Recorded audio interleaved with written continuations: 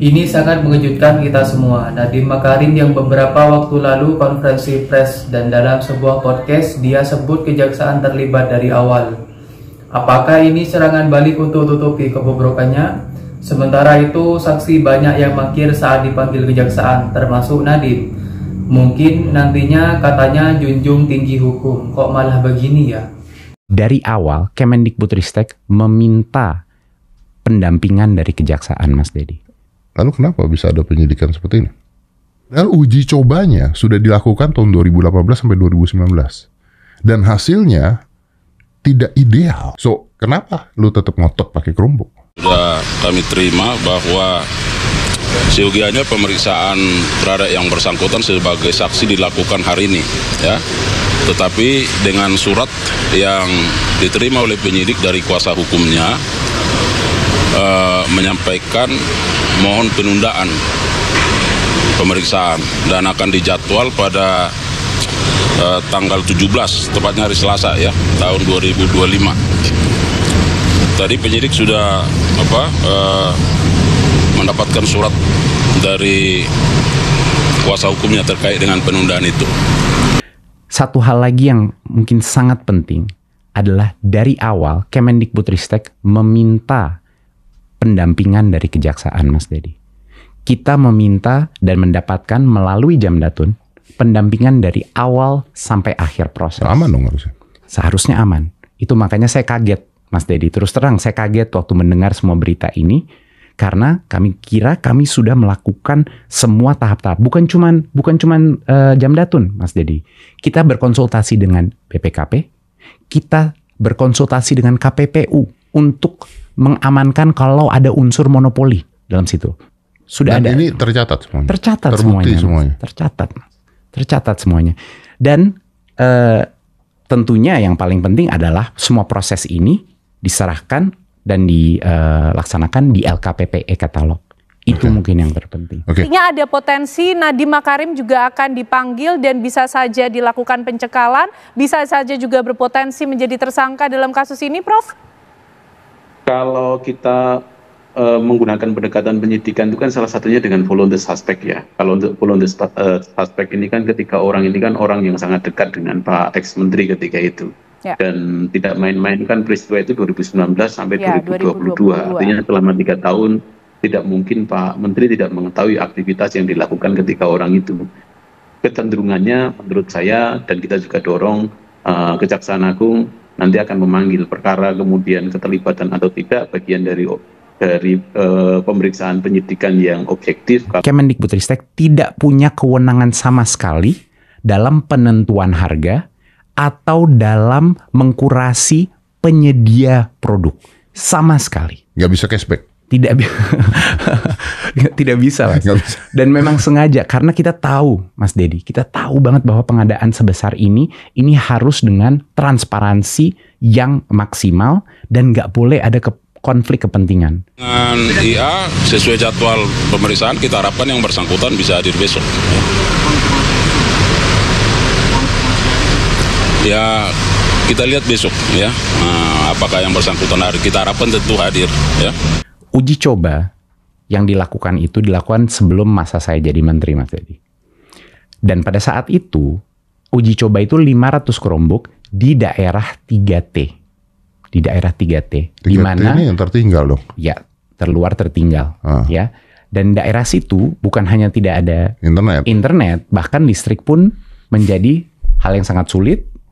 Dan juga daya literasi, apalagi literasi digital. Why would someone, kenapa seseorang harus mencoba teknologi Chromebook di daerah tertinggal yang ada internet? That's sorry to say, that's wrong. Itu terjadi sebelum saya. Ketika dipanggil kan tidak datang. Nah, nanti panggilan berikutnya bisa kemudian dipanggil paksa. Kita berharap minggu depan bisa datang. Yang kemarin datang baru dari tim teknis. Nah, informasi dari tim teknis diolah oleh tim penyidik yang akhirnya muncul pencegahan tersebut. Pencegahan ini kan ya memberikan kesan yang cukup kuat bahwa ketika orang itu potensinya kan akan menjadi tersangka. Nah, cuman kan kita berharap tidak berhenti kepada ketika orang ini saja. Nanti kita berharap bahwa kasus ini bisa lebih diolah lagi, bisa lebih melebar lagi, khususnya entah itu ke atas, ke samping ataupun ke bawah. Prof. Ini 9,9 triliun itu adalah total pengadaan untuk semua alat TIK, bukan hanya laptop.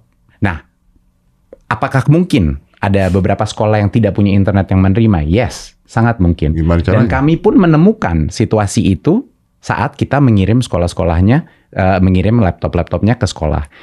Kadang-kadang ada sekolah yang bilang mereka punya internet padahal tidak punya. Bisa tanya jawab sepenuhnya karena nanti akan lanjut pemeriksaan lagi karena mungkin dia kecapean, kelelahan. Jumat nanti jam berapa itu jam 10 kita dari pemeriksaan lagi.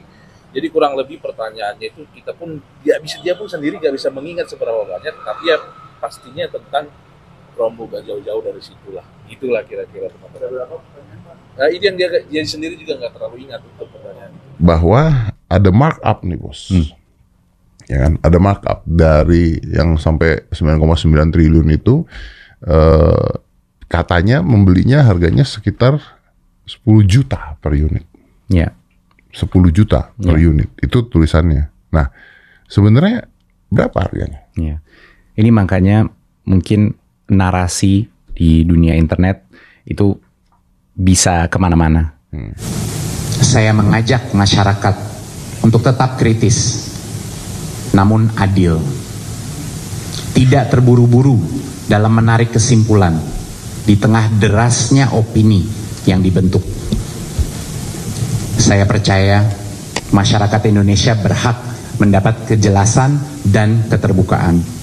Kita memilih jalur pengadaan yang paling aman dari aspek konflik kepentingan. Terkait dengan analisa-analisa teknis, kan Stafsus itu memberikan saran-saran, memberikan pandangan-pandangan. Nah itu yang mau didalami penyidik, apa kaitan antara kedudukan posisi mereka sebagai Stafsus dengan proses pengadaan Chromebook ini. Nadiem sebut libatkan Jamdatun di proyek laptop 9,9 triliun, Kejagung bilang begini. Kejaksaan Agung merespon pernyataan Menteri Pendidikan Kebudayaan Riset dan Teknologi Kemendikbudristek Nadiem Makarim soal adanya pelibatan pihak kejaksaan, yakni Jaksa Agung Muda bidang Perdata dan Tata Usaha Negara sebelum melaksanakan program digitalisasi pendidikan.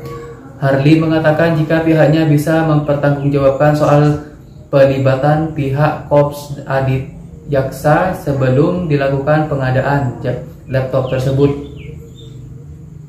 Sehingga dia menegaskan pendampingan yang dilakukan oleh pihak kejaksaan dalam program digitalisasi ini sesuai dengan mekanisme hukum yang benar.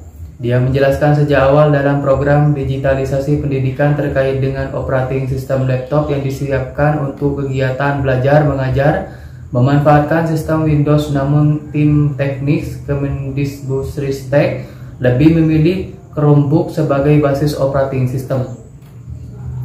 Dengan dilakukannya perubahan hal tersebut, pihak Jamdatun selaku pihak kejaksaan yang saat itu dilibatkan ikut melakukan perbandingan di berbagai produk. Sebelumnya, Mendikbudristek Nadiem Makarim mengaku jika dalam program digitalisasi pendidikan yang dijalankannya memiliki transparansi publik. Bahkan kata Nadiem sejak awal pihaknya telah melibatkan pihak Kejagung, dalam hal ini Jaksa Agung Muda bidang Perdata dan Tata Usaha Negeri. Kami dari awal proses mengundang Jamdatun, mengundang kejaksaan untuk mengawal dan mendampingi proses ini agar proses ini terjadi secara aman dan semua peraturan telah terpenuhi, kata Nadiem.